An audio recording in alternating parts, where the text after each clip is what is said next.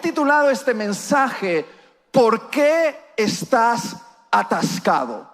Y quiero hablar a todos aquellos que después de una pandemia como esta, después de ser confinados físicamente, han experimentado también una especie de confinamiento en el corazón. Se sienten atascados, como si estuviesen bloqueados en la frontera de su llamado. Estoy hablando a líderes aquí y ahora que sienten que hay algo más para ellos, que Dios tiene algo planeado para ellos, pero se sienten atascados en la frontera de su llamado. Están en este lugar y saben que deben cruzar al otro lado, pero están atascados.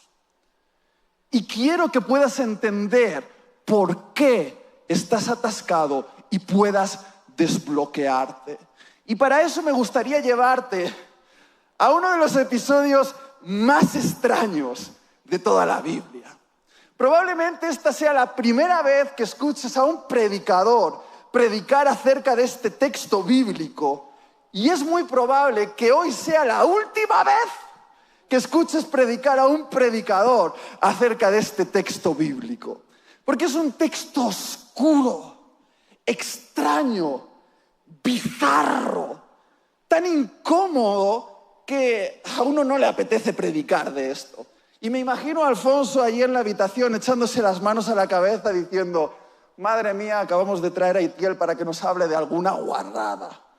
Pero, créeme, merece la pena, porque hay un principio que vamos a extraer, que nos va a liberar del atasco en nuestra alma. ¿Está bien? Acompáñame a las Escrituras, a Éxodo capítulo 4, versículos 24 al 26. El contexto es este: Moisés, su esposa Séfora y su hijo de aproximadamente unos 12 años de edad van rumbo a Egipto, van rumbo al lugar de su llamado. Y versículo 24 dice así: y aconteció en el camino que en una posada Dios salió al encuentro de Moisés y quiso matarlo. Entonces Séfora tomó un pedernal afilado y cortó el prepucio de su hijo y lo echó a sus pies diciendo: a la verdad tú me eres un esposo de sangre. Así le dejó luego ir y ella dijo: esposo de sangre a causa de la circuncisión. ¡Wow! ¡Qué texto!, ¿verdad? Si sacásemos una foto a la escena que acabamos de leer, esta sería la foto. Moisés, su esposa Séfora y su hijo de aproximadamente unos 12 años de edad se encontraban en una posada, en una especie de hotel de carretera justo en la frontera con Egipto. Moisés estaba sobre la cama como moribundo, gritando de dolor, como si una fuerza sobrenatural, una fuerza divina lo estuviese matando.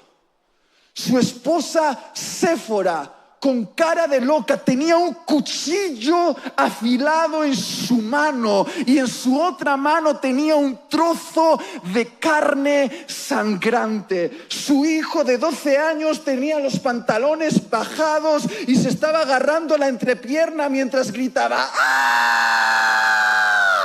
¡Sangre! Por todas partes en la habitación. Casi parece una escena de terror, ¿verdad? Pero no lo es. Esta es la escena de las Escrituras que nos revela algo súper valioso.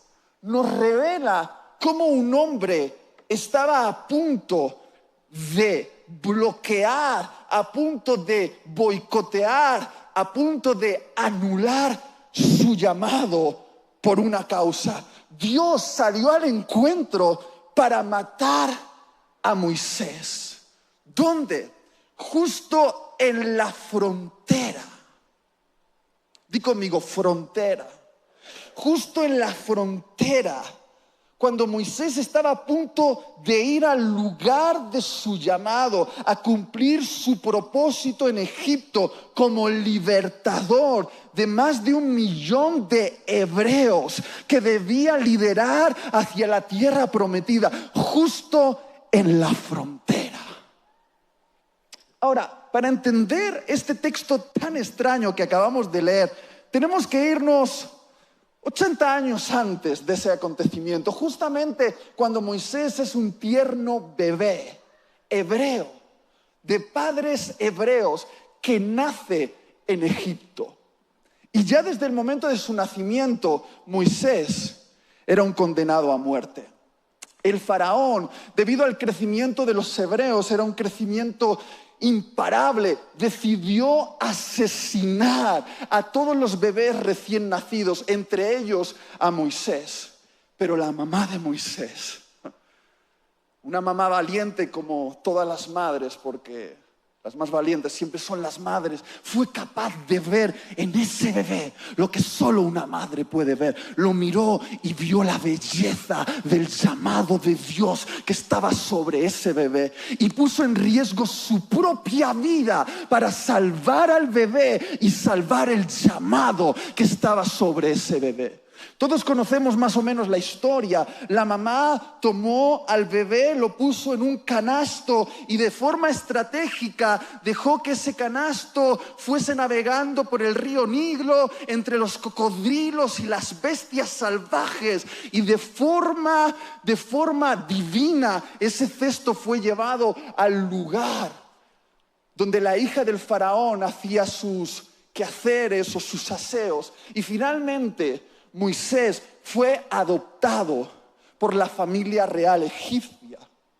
Por hacerte corta la historia, durante 40 años ese bebé hebreo fue educado por la élite de la cultura más desarrollada de la época. Fue educado por los gobernantes de Egipto en todas las ciencias y conocimientos egipcios, los más avanzados de aquella época. Y Moisés, con 40 años, probablemente era un líder capacitado, había sido instruido para ser gobernador. Pero algo dentro de Moisés le hacía sentir fuera de lugar. Él sabía, cada vez que se miraba al espejo, que por sus venas corría sangre hebrea, que él no era egipcio. Y cuenta la historia que en un momento, cuando él vio que un capataz egipcio estaba maltratando a uno de sus compatriotas hebreos, el fuego del llamado de Dios en sus tripas ardía de tal manera que en un arrebato de ira agarró una piedra, se echó sobre ese capataz y ¡pumba!, golpeándole en la cabeza, lo asesinó. Miró a izquierda y a derecha para saber si alguien lo había visto, y después tomó el cadáver e intentó enterrarlo. ¿Y cuántos aquí saben que enterrar un cadáver es difícil? Si lo has hecho alguna vez, me entenderás. Finalmente lo atraparon y tuvo que huir. Pero déjame hacer un paréntesis aquí, porque pienso que hay algo importante que tengo que decir, y es lo siguiente: el fin no justifica los medios. Lo voy a volver a decir: el fin no justifica los medios. Moisés intentó hacer la voluntad de Dios con las artimañas de su carne. Y muchos de los líderes que estáis aquí tenéis buenas intenciones, tenéis un buen fin, decís es un objetivo noble, pero el fin no justifica los medios. No puedes intentar hacer la voluntad de Dios con las artimañas de tu carne. No se vale. No, Itiel, pero es que es un fin loable, es para la gloria del Señor, pero de una manera ilícita se corrompe y terminas enterrando cadáveres. Y hay muchos líderes aquí que están enterrando cadáveres, están enterrando las consecuencias de medios ilícitos que están utilizando para lograr objetivos. Y lo dejo ahí, eso era de regalo. Ahora vamos otra vez a la historia. Moisés tiene que huir. Ese hombre soberbio, capacitado, instruido por los egipcios para ser un gran gobernante, pasa 40 años en el desierto siendo un pastorcillo de ovejas, que ni siquiera eran suyas, eran de su suegro. ¿Alguien entiende de lo que estoy hablando? Quebrantamiento. 40 años de quebranto. De la soberbia de Moisés, de ese hombre que intentó hacer las cosas a su manera para quebrarlo y tener un Moisés preparado, humilde y obediente. Y de repente, en un momento, Moisés tiene un encuentro sobrenatural con una zarza que arde.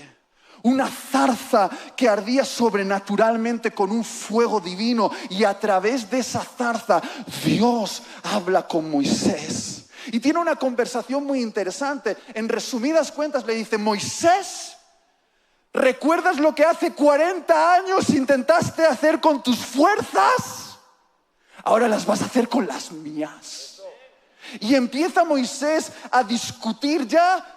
A diferencia de 40 años atrás, no quería ser el libertador de nadie. Estaba muy quebrado por dentro y empezó a poner excusas a Dios y a darle razones por las cuales no era buena idea que le eligiese a él. Y entiéndeme, si tú hubieses estado en esas circunstancias, hubieses puesto las mismas excusas.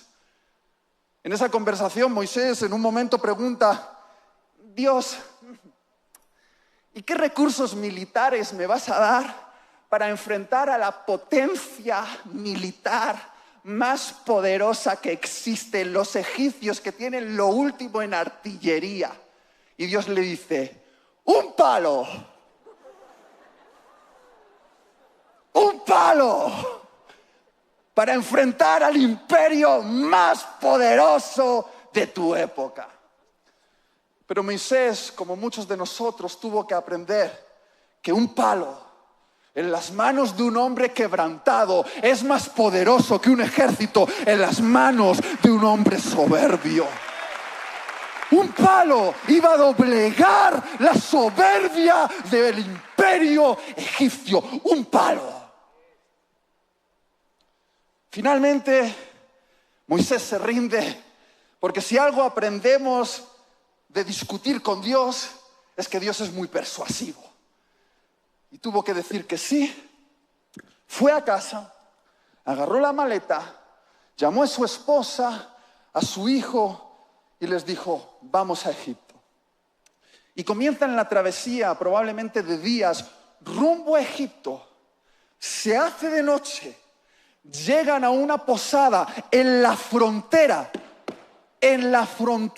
justo antes de entrar al lugar de su llamado, a su destino como libertador. Y llegamos a esta parte extraña de la Biblia que dice: Dios salió al encuentro de Moisés para matarlo.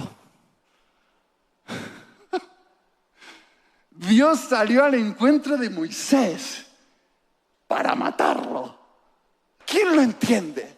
Dios se toma la molestia para quebrantar a un hombre durante 40 años, después lo toma y a través de un llamado divino y una conversación donde tiene que lidiar con todas sus excusas, lo intenta convencer, lo convence, y cuando este hombre va rumbo al lugar de su llamado, Dios sale a su encuentro para matarlo. ¿Qué sentido tiene? ¿Qué podía ser tan importante para Dios, para que Dios estuviese dispuesto a abortar la misión por esa causa? Pues si te fijas bien en el texto, te darás cuenta de que Moisés tenía un asunto pendiente. Di conmigo: asunto pendiente. Moisés tenía un asunto sin resolver. Un asunto importante que Moisés conocía, un asunto importante que Dios conocía, un asunto sin resolver que durante años parecía haber pasado inadvertido para Dios. Dios no le había demandado nada acerca de ese asunto, pero justo cuando Moisés está a punto de cruzar la frontera, justo cuando Moisés está a punto de ir al lugar de su llamado, Dios le dice: ese asunto es importante, hay que resolverlo o abortamos la misión. Ahora, si prestas atención, te darás cuenta de que ese asunto pendiente era la circuncisión de su hijo. Para los que no lo sepan, y por favor no me pidáis que entre en detalles, si no los pastores no me van a volver a invitar. La circuncisión era una especie de marca divina que Dios había instaurado sobre los hebreos desde que había llamado a Abraham, el patriarca. Le había dicho: esta marca exterior va a ser una marca en vuestro corazón que le va a decir a la gente: sois mi pueblo, me pertenecéis, sois míos. Era una marca que debía hacerse en el miembro viril de todo hombre que nacía a los 8 días de su nacimiento. Era un corte del prepucio, pero más allá de lo desagradable y bizarro del asunto, en realidad era una marca divina que decía: sois míos. Y todo hebreo, escúchame bien, todo hebreo, de generación en generación en generación, incluso los hebreos que habían sido esclavizados en Egipto, sabían del valor de esa marca. Todo hebreo varón era marcado de esa manera. Y sin embargo Moisés, por alguna extraña razón que no sabemos, no había circuncidado a su hijo. No sabemos si fue por olvido, o quizá estaba intentando renunciar a sus raíces hebreas, o no sabemos si fue por una especie de, confusión en su mente. Sea como sea, no había circuncidado a su hijo. Y claro, tú puedes decir: Itiel, pero eso no es un asunto tan importante. De hecho, durante 12 años de vida de su hijo, parecía que Dios no le había llamado la atención a Moisés respecto a ese asunto. Pero ahora, cuando estaba a punto de entrar al lugar de su llamado, cuando estaba a punto de cruzar la frontera hacia su destino, Dios le dice: o arreglamos esto o mato la misión. Y tú puedes decir: qué exagerado, qué exagerado. Piénsalo. A ver, piénsalo. Moisés iba a liderar a aproximadamente 1 millón de personas de Egipto a la tierra prometida. Los iba a liberar de forma grandiosa y después los iba a llevar por el desierto hacia la tierra prometida, y iba a ser el portavoz de los mandamientos de Dios. Iba a decirle al pueblo: así dice el Señor, así es como Dios quiere que viva mi pueblo. Ya no sois egipcios, sois hebreos. Ya no formáis parte del imperio corrupto de los egipcios. Sois mi nueva nación, sois mi nuevo imperio, sois mi nuevo pueblo, y necesito que viváis como tal. Ahora, ¿qué autoridad iba a tener Moisés para decirle a la gente cómo debían vivir, cómo Dios quería que viviesen, si él, en una cosa tan pequeña, tan fundamental como la circuncisión de su hijo, había sido infiel? ¿Cómo él iba a liderar al pueblo y le iba a decir: así dice el Señor, si él no había sido capaz de ser obediente a la instrucción del Señor? Dios sabía que ese pequeño trocito de carne en el miembro viril de su hijo le iba a robar credibilidad. Dios sabía que ese trocito de carne le iba a robar autoridad. de que no iba a poder liderar adecuadamente mientras ese trocito de carne estuviese ahí sin ser cortado. Escúchame bien, algunos aquí pueden decir lo mismo que yo he dicho durante mucho tiempo. Qué exagerado Dios, ¿verdad? Qué exagerado, un drama tan grande, salir a matar a Moisés, si solo era un trocito de carne. Era un trocito de carne, pequeñito. Trocitos de carne. ¿Te has dado cuenta de que siempre nos encanta a nosotros los líderes cambiar los nombres de nuestros asuntos pendientes para hacerlos más digeribles? Trocitos de carne. ¿Cuántas veces he escuchado esto? ¡Pastor! ¿Sabes qué? Yo tengo problemas con mi disciplina.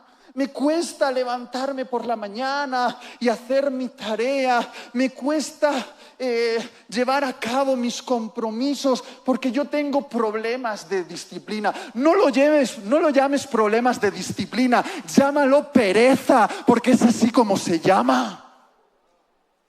Algunos me dicen, pastor, es que yo tengo carencia de amor desde que me abandonó mi padre. Por eso necesito ir de hombre en hombre en hombre, visitando diferentes camas y sentir el abrazo masculino porque tengo carencia de amor. No lo llames carencia de amor, llámalo lujuria, porque es así como se llama. Pastor, es que tengo un carácter fuerte y cuando mi esposa me lleva a la contraria en la casa, se me sube por aquí la bilirrubina y empiezo a dar puñetazos a las paredes y rompo algún plato porque tengo un carácter fuerte. No lo llames carácter fuerte, llámalo ira, porque es así como se llama. Hasta que no le pongamos el nombre correcto a nuestro asunto pendiente, no podremos resolverlo. Hasta que lo anestesiemos en nuestra alma diciendo que es un trocito de carne, que tampoco es tan grave, que tampoco es para tanto. Todo el mundo lidia con esas cosas. No podremos tratar con él. Algo que me dijo el Señor hace mucho tiempo, me dijo, Itiel, cuando vengas a presentarte delante de mí con alguno de tus asuntos pendientes, con algunos de tus pecados, y vengas con el corazón roto, créeme que te voy a perdonar. Si me pides perdón, te voy a perdonar. Pero te pido una cosa, no le cambies el nombre. No le pongas a ese asunto pendiente un nombre que te haga sentir mejor, que te dé tranquilidad, que lo haga más digerible. Ponle el nombre correcto. Ponle ese nombre que solo al pronunciarlo por tu boca se te contraigan las tripas y te sientas avergonzado de decirlo. Dímelo con el nombre correcto, porque cuando me lo digas con el nombre correcto será el momento en el que podremos empezar a tratar con eso. Es así. Tenemos que dejar de cambiarle el nombre. Sí, parecía un trocito de carne, pero el nombre correcto era desobediencia. Moisés, el hombre de Dios, desobedeció. Y ese es el nombre correcto. Desobediencia. Y tú puedes decir, a ver, Itiel, llamar a Moisés desobediente es un poquito exagerado. A ver, finalmente Moisés aceptó la misión, tomó a su esposa, a su hijo y fue rumbo a Egipto. Está claro que Moisés tenía buenas intenciones. Cierto, Moisés tenía buenas intenciones, pero estaba siendo desobediente. Y voy al punto. Dios no bendice tus intenciones, Dios bendice tu obediencia. Lo voy a volver a decir. Dios no bendice tus intenciones. Dios bendice tu obediencia. Tú no eres lo que dices que vas a hacer. Tú eres lo que realmente haces. Y ¿sabes lo que he visto en el liderazgo de la iglesia hispana? Que está lleno de buenas intenciones, pero de gente que posterga, lo acaba de decir Carlos antes, gente que posterga constantemente los actos de obediencia. Si realmente las buenas intenciones hiciesen algo, el 1 de enero todos tendríamos un cuerpo fit, mucho dinero en el banco y una vida devocional encendida. Pero ¿cuántos saben que el 2 de enero hay que empezar a ir al gimnasio, hay que empezar a tener un plan de ahorro y hay que empezar a tener un plan de estudio de las Escrituras? El 1 de enero todo el mundo tiene buenas intenciones, pero la cuestión es ¿qué vas a hacer el 2 de enero? Porque no eres lo que dices que vas a hacer, eres lo que realmente haces. Y la pregunta es, ¿cuál es tu trocito de carne? Venga, que lo sabes. ¿Llevas pensando en ello desde que he comenzado a hablar? No soy profeta y no necesito serlo, porque aquí todos tenemos un trocito de carne.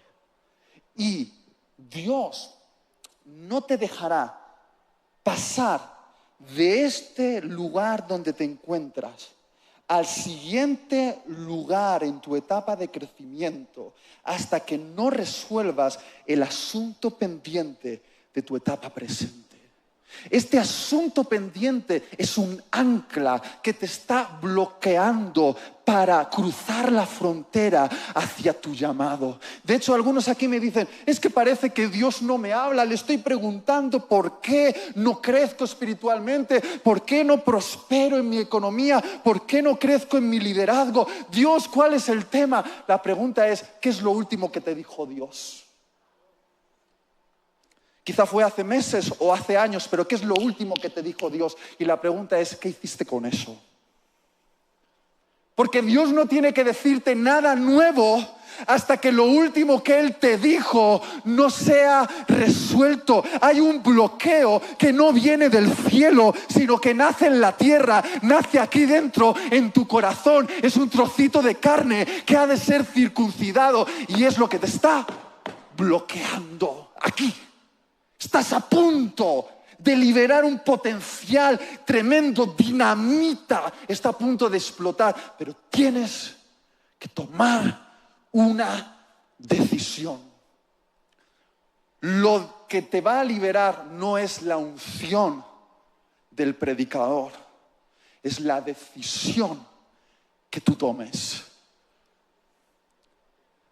Porque no hacerlo nos puede convertir en líderes casi. ¿Alguien me ayuda al piano, por favor? Casi. Digo conmigo, casi. No hay nada más triste que ser un líder casi. Casi me caso con la mujer de mis sueños, pero fui tan cobarde que nunca le confesé mi amor. Casi logro montar el negocio que siempre había soñado, pero no tuve el valor de dejar ese trabajo seguro para hacer una inversión de fe. Casi hago algo grande para Dios, casi, pero le di demasiada importancia al qué dirán de los que estaban cómodamente sentados en su silla y no quise ser diferente. Casi. No hay nada más triste que llegar al final de nuestra vida y que en el epitafio de nuestra tumba ponga casi. Yo fui durante varios años un casi ingeniero. Yo no estudié teología, no fui a un seminario. Como buen español obediente a su mamá, Hice lo que mi mamá dijo que tenía que hacer, tenía que ir a la universidad a estudiar una buena carrera, ingeniería. Y durante muchos años yo fui casi un ingeniero. Porque hice mis 4 años de carrera, hice todos los exámenes y no sé aquí en Guatemala si existe eso que se llama la tesis de final de carrera o el proyecto de fin de carrera. ¿Se llama así? ¿Se llama así? Y justo cuando a mí solo me quedaba la tesis de final de carrera, tenía que hacer un proyecto para ser confirmado como ingeniero, de repente el ministerio empezó a crecer. Empecé a recibir algunas invitaciones para ir a predicar por aquí y por allá. Estaba a puntito de casarme con Damaris. Y claro, cada vez que me invitaban, pues me daban una ofrenda. Eso me ayudaba a la economía para poder pagar los caprichos de mi futura esposa. ¿Quién sabe de lo que hablo? Y claro, yo le dije a mi mujer, cariño, no te preocupes. Yo me voy a dedicar al ministerio de momento y ya el año que viene hago la tesis. Y pasó un año y Itiel no hizo la tesis. Pasaron 2 años y Itiel no hizo la tesis. Pasaron 3 años bien ocupado en el ministerio y Itiel no hizo la tesis. Pasaron 4 años y Itiel no hizo la tesis, hasta que de repente mi mujer agarró el cuchillo y me dijo: o me traes el diploma a casa o vas a dormir en el sofá. ¿Y cuántos de los que están aquí me entienden si les digo que justo en ese momento meterme a una biblioteca a hacer una tesis era lo último que yo quería? Tenía mi mente puesta en otros asuntos ministeriales, en cómo iba mi vida, pero entendí algo, entendí que ese título iba a hablar de algo. Y me metí durante meses a estudiar nuevamente para hacer el proyecto de fin de carrera. Lo presenté y logré el diploma. Pero muchos me han dicho: Itiel, ¿para qué? Si no trabajas como ingeniero, ¿de qué te vale tener ese diploma? No significa nada. Y yo digo: sí significa algo. Significa que yo termino lo que empiezo. Significa que soy una persona responsable.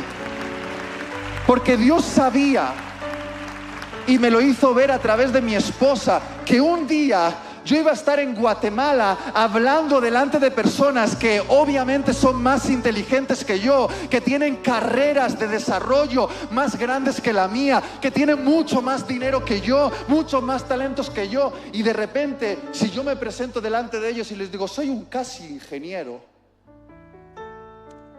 porque fui tan perezoso como para no terminar lo que empecé, ¿dónde estaría mi autoridad? Y ese es el punto, de que ese diploma colgado en la pared de mi casa habla acerca de mi credibilidad como persona. No me sirve para nada relacionado con el ministerio, pero sí me da la oportunidad de decirle a alguien: soy ingeniero, terminé lo que empecé. Y hay algo en la gente que se pone más receptiva a nosotros cuando ve que somos gente de palabra. Gracias, hermano. ¿Puedes volverlo a decir? Muy bien. Es así.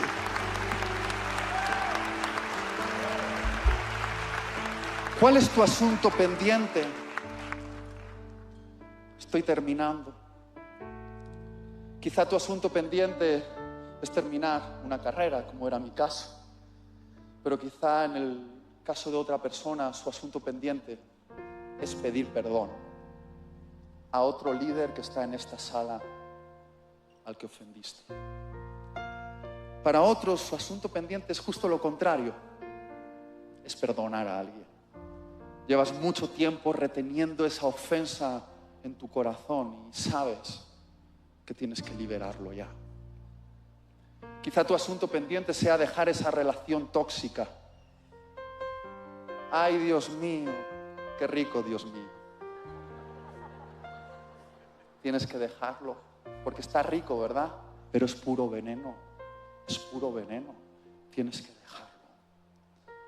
Para otros, su asunto pendiente es retomar el grupo pequeño, que lo han dejado porque han dicho es que no está funcionando bien. No, tienes que ser fiel a tu compromiso. Para otros, su asunto pendiente es volver a ser fiel con sus diezmos y ofrendas. Sé que vivimos en tiempos bien complicados económicamente, pero te comprometiste con una misión que se está haciendo a través de esta comunidad. Y te puedo asegurar que el dinero de esta comunidad no es para engrandecer la cartera de ningún líder, es para emprender proyectos, para salvar vidas de personas. Todo esto que ves, que vale mucho dinero, ha sido creado para la salvación. Y hay que invertir dinero para salvar a las personas. Para otros, su asunto pendiente puede ser hacer una llamada a su esposa, a su esposo y tratar algo. No lo sé, pero tú sí lo sabes. ¿Cuál es tu asunto pendiente? Porque estás bloqueado ahí, justo en la frontera. Estás a punto de entrar al lugar de tu llamado y hay todo un pueblo que tienes que liderar de Egipto a la tierra prometida. Hay una historia apasionante que va a ocurrir en el desierto y Dios tiene un plan para ti, para llevar a gente de la esclavitud a la libertad y mostrar la gloria de Dios mientras pronuncias sus palabras. Así dice el Señor. Él quiere respaldarte con milagros, hacer caer maná del cielo y hacer salir agua sobrenatural de la roca. Hay todo eso esperándote a ti. Es la historia que Dios tiene escrita para ti, que Alfonso, Carlos o Iván no pueden realizar. Hay una medida de la historia de Dios que te pertenece a ti. Hay alguien que tú salvarás que nunca yo podré salvar. Hay algo que tú debes hacer y está al otro lado de la frontera. Pero tienes que agarrar el cuchillo y dejar de postergarlo. Y seamos claros, cortar duele, ¿verdad? Por eso nos andamos anestesiando constantemente con muchas cosas.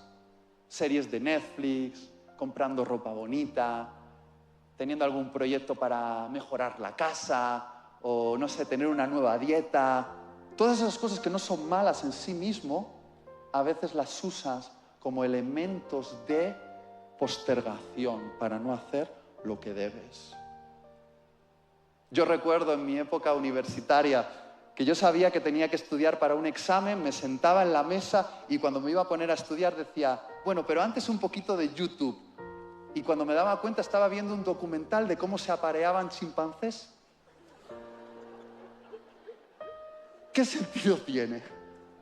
Y así andamos nosotros postergando asuntos, buscando placer que nos anestesia, yéndonos a comprar para no pensar en eso, viendo otra serie más para no pensar en eso, metiéndonos en algún proyecto con nuestros hijos para no pensar en eso. Pero mientras no piensas en eso, ese asunto pendiente te retiene. Y hay un cuchillo, que es el cuchillo de la palabra de Dios, que está para ti hoy,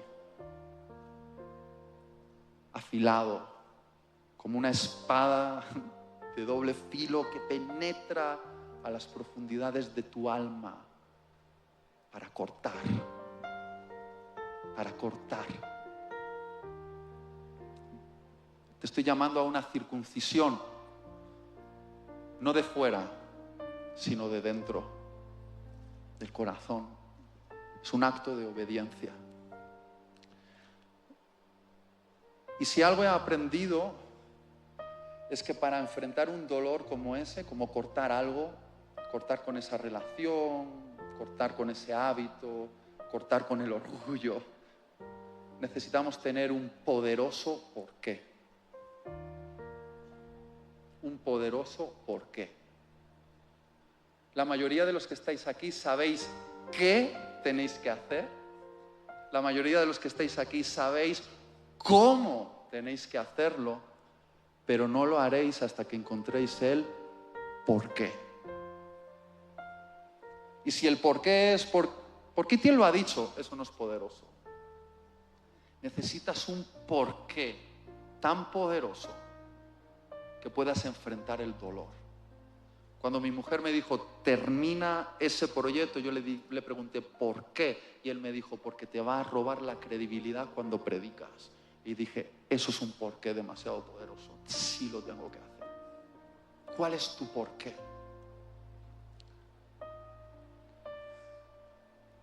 Te voy a decir varias cosas. Por ejemplo, porque al igual que Moisés, tu mamá te vio y oró por ti durante años para que salieses de ese pozo en el que te encontrabas.